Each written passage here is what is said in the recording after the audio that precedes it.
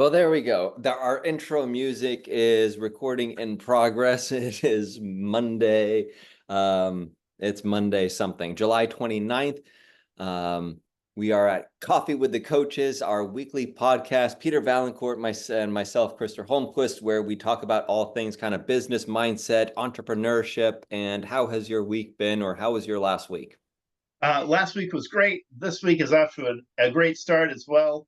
Um, Nothing of note to report, just another day doing things that we really enjoy doing, and trying to help other people. And if we can keep those in our front of us, it's a great day. Yeah, it is. And same with me. As you know, had family in town, had a great weekend. But you and I have had some interesting conversations over the last week, I would say. And that's really the basis of what we want to talk about today, right? Yes. We have been spending the last few weeks kind of going over a topic, right? We've been talking about having conversations and how to build conversations and how to use magic words to, enhance our conversations. And we were kind of like fixated on that topic for a little bit. So today we're going to open it up to a little bit more broad topic of mindset, I guess, is where I would categorize this if we're looking above my head at business mindset and entrepreneurship. This is more of the mindset type of a conversation. And so, Peter, I'm going to just jump right into it because there's some heavy stuff here and we want to sink our teeth into at least a couple of these topics, right? This morning, I did a reel as I do every morning or most mornings, when I walk on the beach. And in that reel, I asked people, I said, when was the last time that you really went after something? Right? Like when you set your sights on a specific goal, whether it was, I don't know, if you're in real estate and you said, I'm gonna go for this listing, I'm up against my competition, I want to nail this. I want to, give it my best, right? When was the last time that you can think of that you really shot for the gold and prepared in a way that was worthy of a gold medal performance? Um, there are a couple that come to mind, neither of which are business related, I suppose. But one was running the Boston Marathon. Both of my sisters did it, Mm, and I kind of felt like, gosh, I want to complete the circle with the three of us siblings and do it as well. And um, the training involved, and because I'm not a professional runner, I had to raise a lot of money to be accepted into the Boston Marathon. So it was a massive effort, both physically, the training, and raising $10,000 to gain admission to the race, and then just also the psychological effects of it that I wasn't prepared for, like the amount of self doubt and self sabotage, and trying to consistently talk myself out of it when everything hurt, and I was wondering where I was going to come up with another $6,500 with a week to go. So yeah. all of that stuff played into it, but I can tell you that the the experience of running it, and the knowledge that I could do something, with the help of a lot of people. It wasn't just me doing it by myself. My family got behind me.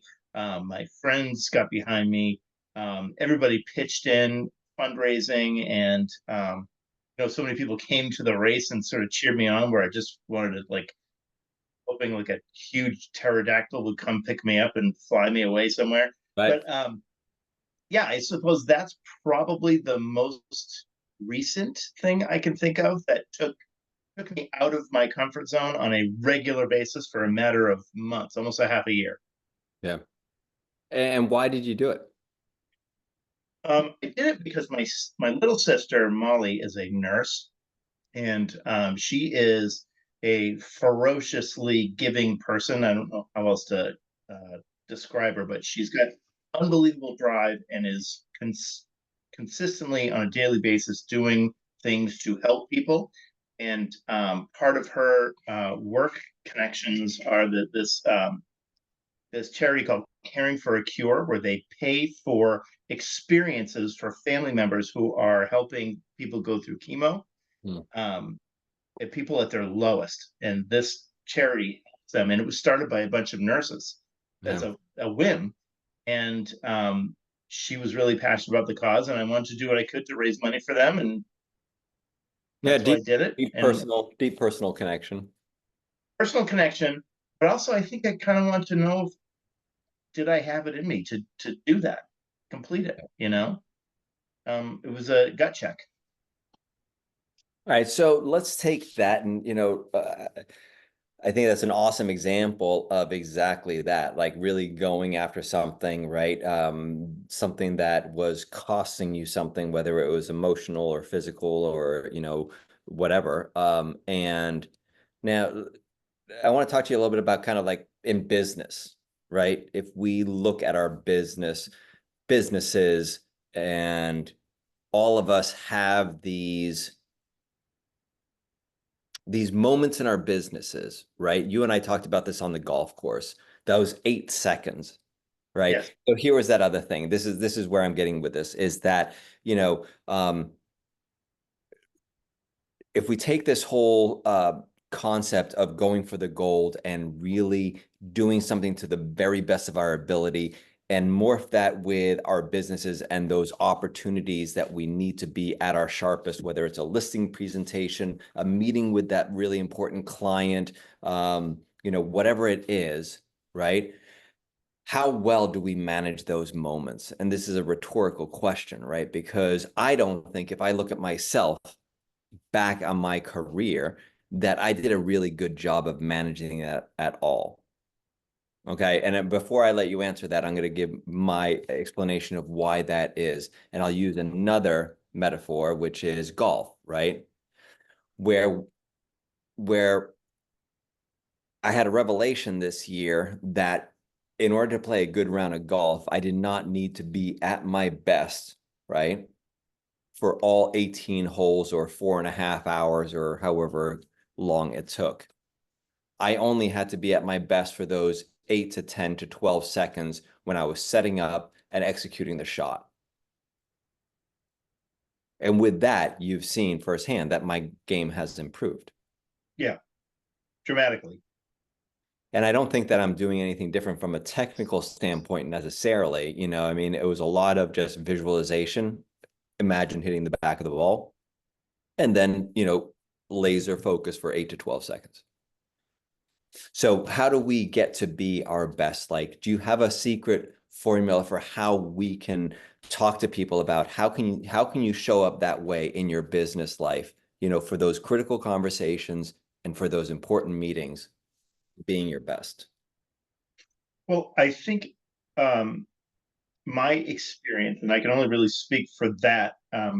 I suppose also what I've witnessed with others is it's very important to commit oneself to existing outside of your comfort zone for some length of time. If you want to draw a parallel to it, to the golf game, it's that 8 to 10 seconds of approach, setup, and execution of the shot.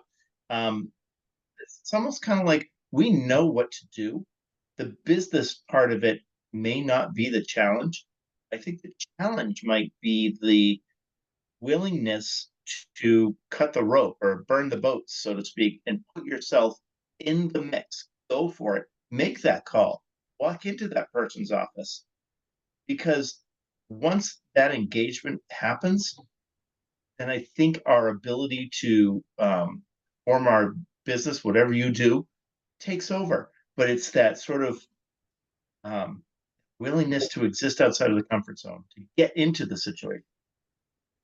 But I think based on your answer initially about why you ran the Boston Marathon and did that hard thing was because you had a deep connection to it, a deep personal connection to it, right?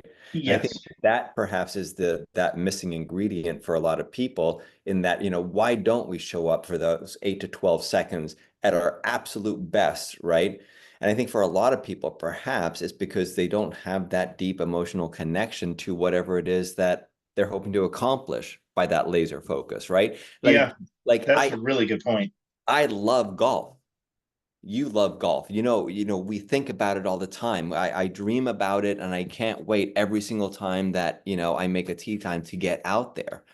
So Yeah, I mean, this was like all of a sudden a light bulb went off in my head. And at 56, I'm having a lot of light bulbs go off in my head that I probably should have learned like, 20, 30 years ago, but whatever, I'm a slow learner.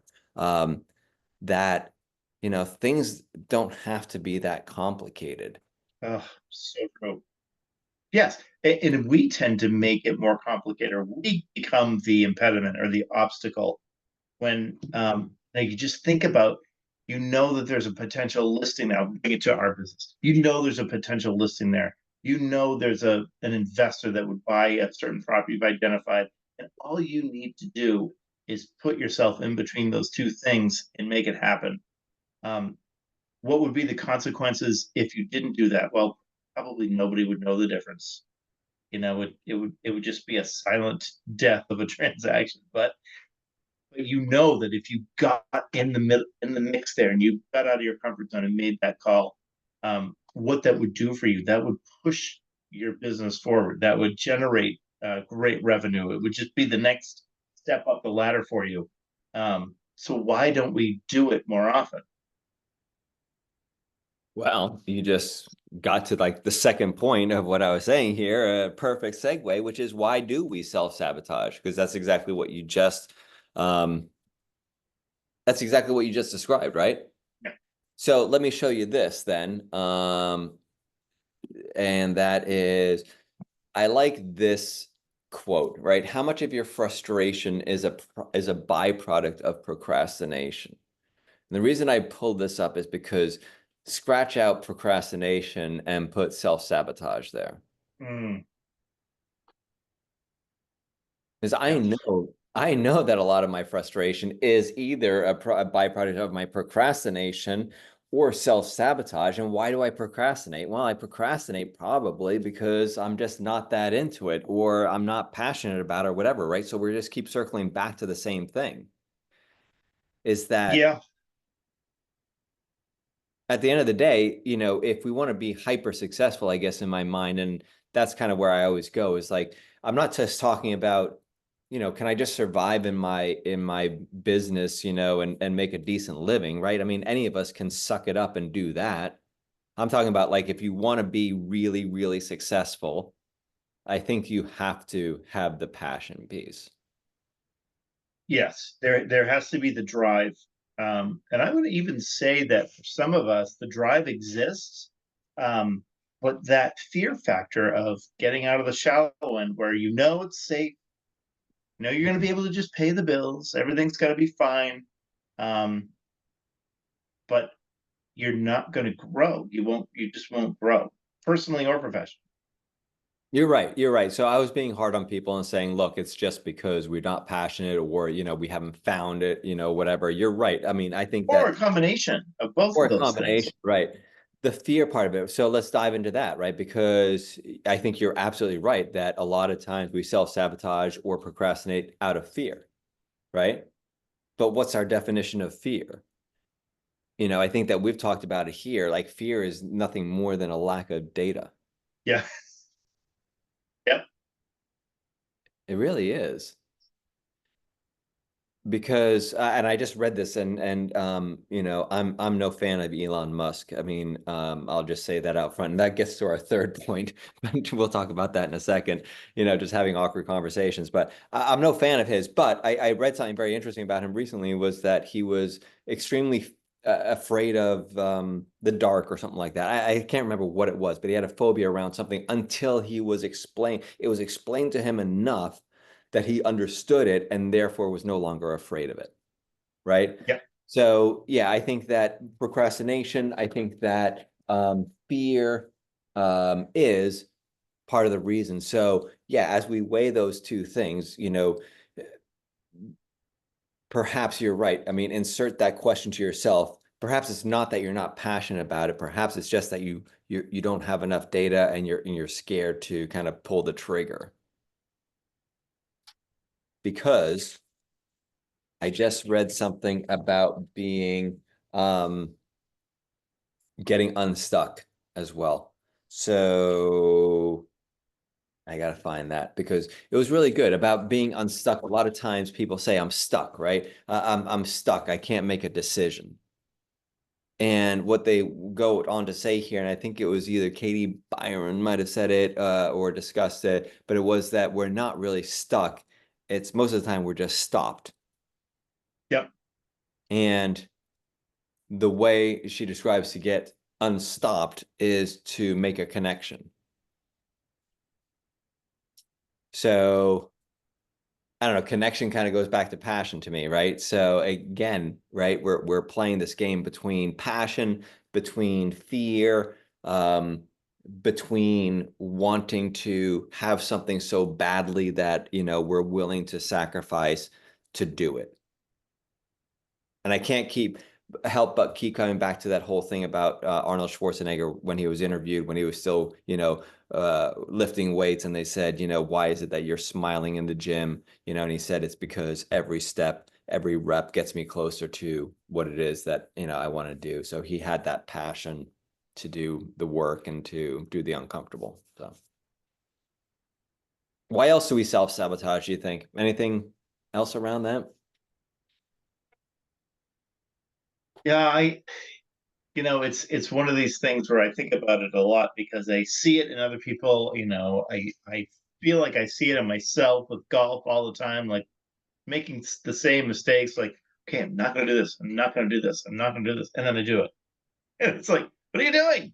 You Yeah. know better than that. But you know, part of it's muscle memory. Part of it is not recognizing other factors that might be contributing to it. Who knows? But um, I think that fear of success, fear of failure, all of that has to do with a lack of data, like we talked about, a lack of understanding of what's on the other side, and just um, not getting out of our own way. Maybe not asking for some outside counsel from friends or whatever. Like, hey, what are you seeing that I'm not seeing here? Things like that. I think that's a huge one. Because you're right. I try to think that I'm very self-aware. I would like to think that I'm self-aware, but I also know that sometimes I can't see the forest through the trees. And I do rely on other outside people. I've asked you on certain occasions, right? Hey, can you look out for this? Yeah, yeah, yeah.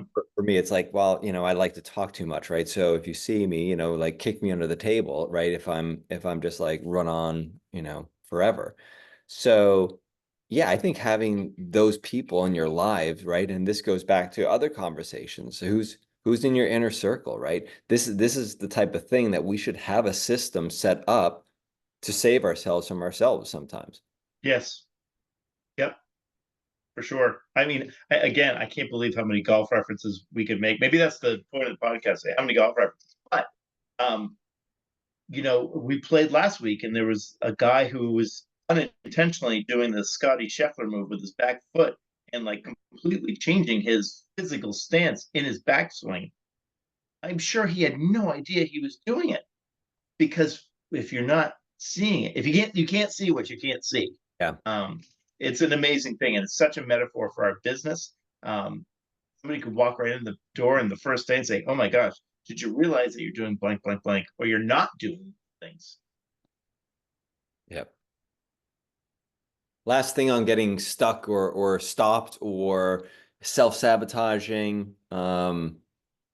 If I can remember the thought that I just had 3 seconds ago. I don't really know what it was that I was going to say. It was something about being unstuck. I don't know. It was a question you need to ask yourself, but so let's kind of like move on, right? And before we get into the last topic, the thing about that you and I talked about, having difficult conversations, I'm going to save that to the very last if we have time for it.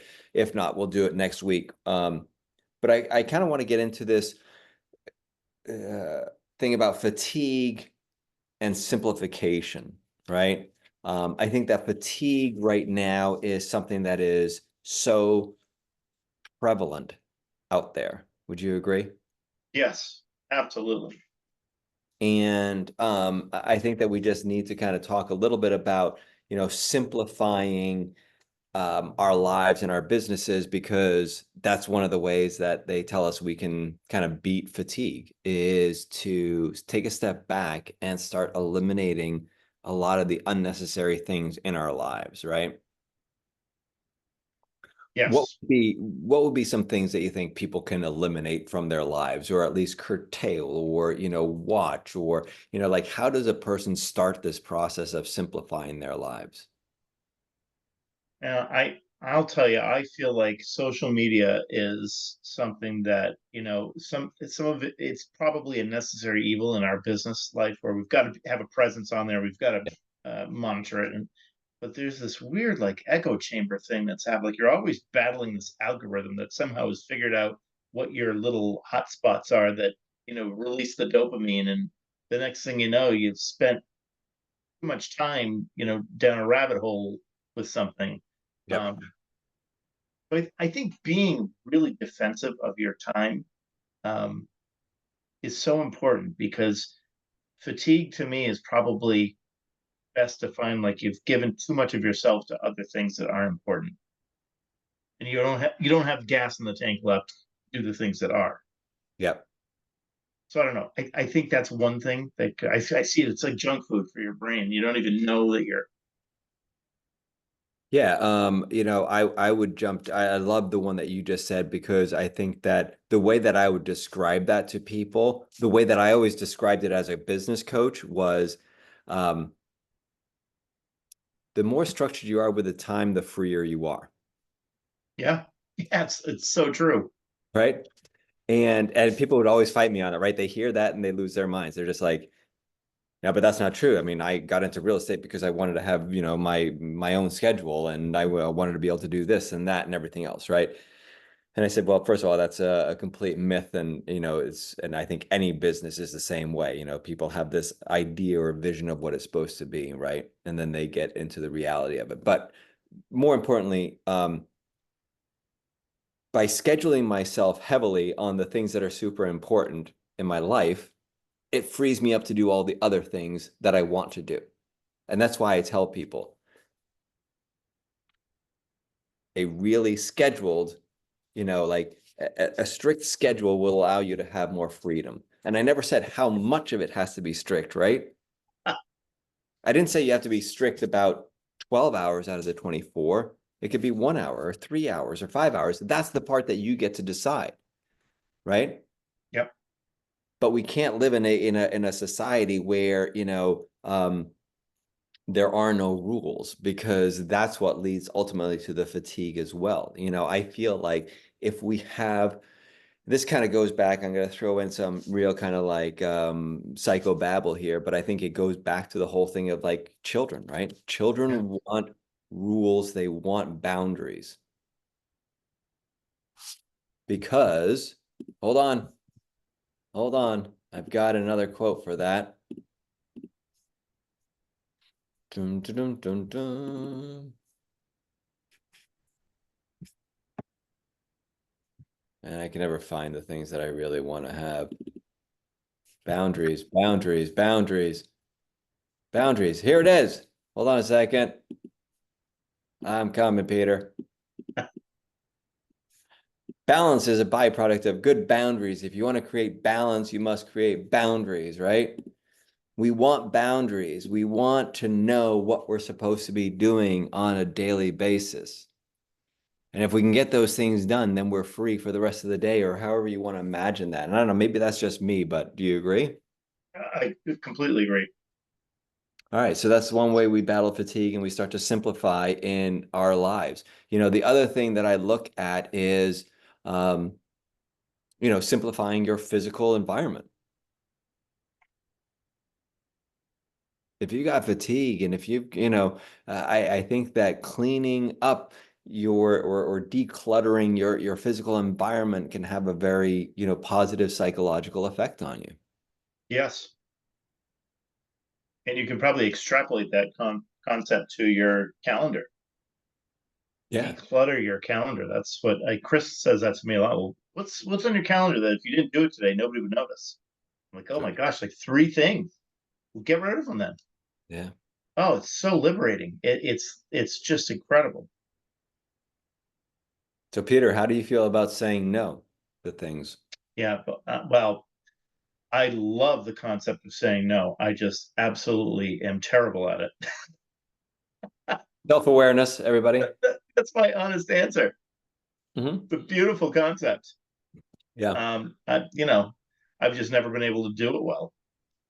I worked really hard on it in the last couple of years, really kind of since moving up to the Cape, and even a bit before that, I really got good at setting those boundaries and saying no to things. I was a huge people pleaser, always was, Mm, my entire life, and would say yes to everything.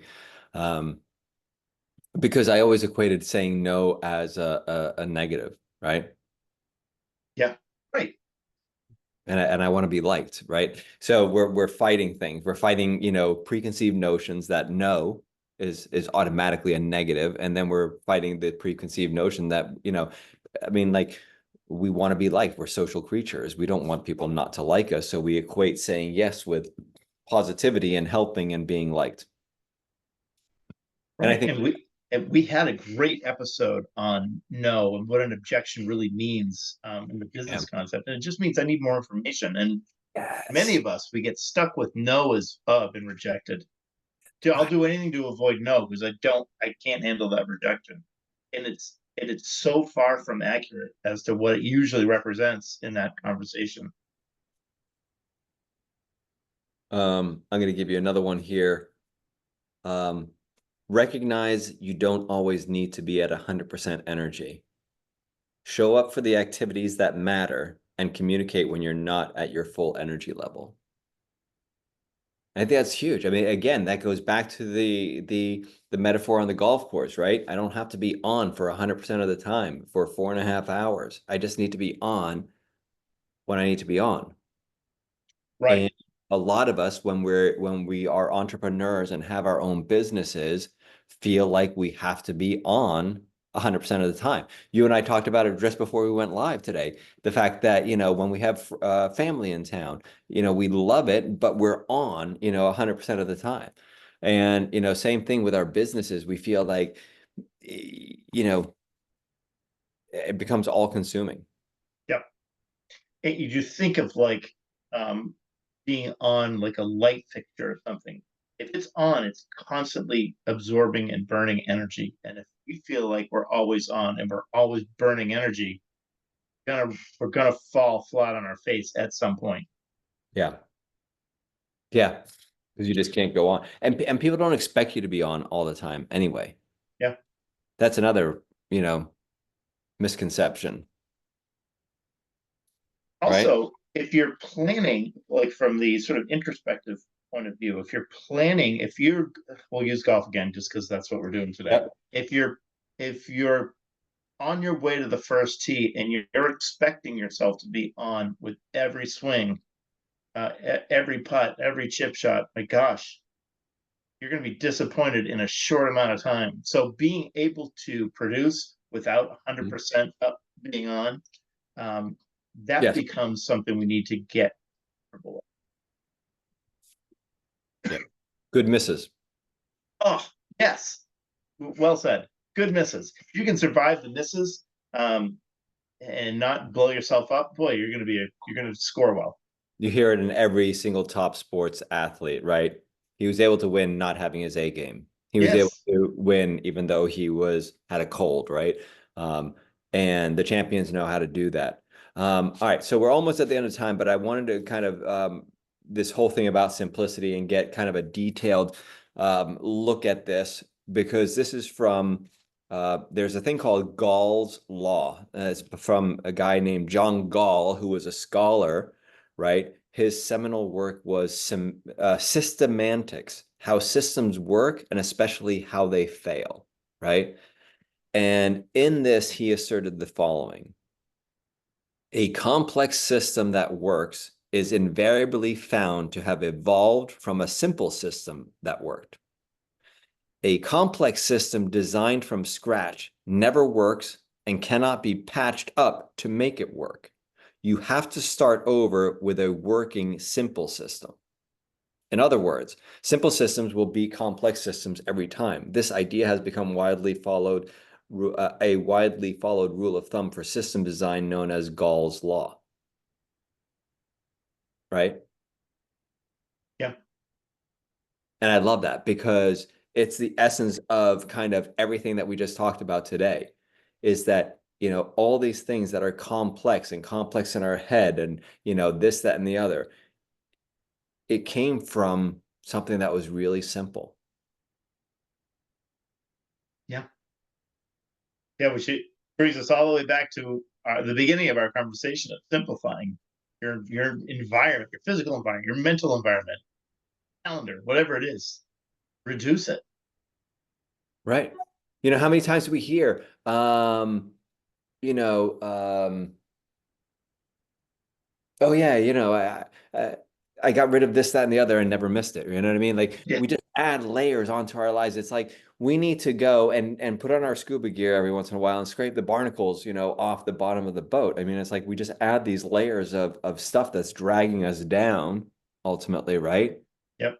And eventually that's just going to pull us underwater. I mean, you build these complex things and now you're managing 400 things instead of four things, and you get fatigued, and then you can't be at your best for those 8 to 12 seconds because you're exhausted Yeah. and whatever else. And that's why you self-sabotage, because you don't feel good. Yeah. It's amazing. You Damn. start borrowing from other things because you've spent all you've already blown your budget on other things. Yeah, and I'm trying to investigate a concept that I have, like it's like this little earworm in my brain that I can't get rid of. It's this whole concept of when we start to add things because like we have a symptom, right? And then we add something to make that better, but that thing then adds something else that we have to then manage, right? And that causes us to change a little something over here. And at some point, the question has to be, well, like if we just get rid of it and go back to just having that one symptom, aren't we better off? Yeah. Yeah. Right? Totally. Yeah. So, Great analogy. yeah. So let's leave it at that. I mean, simplification, I think this was fantastic. It was a great conversation. I think that the simplification, working backwards, the simplification is what's going to allow you to really go after those 8 to 12 seconds, figuratively speaking, Yep. that we need to produce at a high level and be really, really successful, and to quiet, all of the fatigue around us so that we don't self-sabotage. And Love it. next week, we maybe will dive into the whole concept of having really difficult conversations. Um, right? Yep. Some radical honesty. Radical honesty, man. Truth tellers. Let's Yep. go. All right, my friend, it was awesome. Great conversation. I appreciate you. I can't wait to pick this up next week. Sounds great. All right, man. Talk to you See you soon. soon. Bye Bye. bye.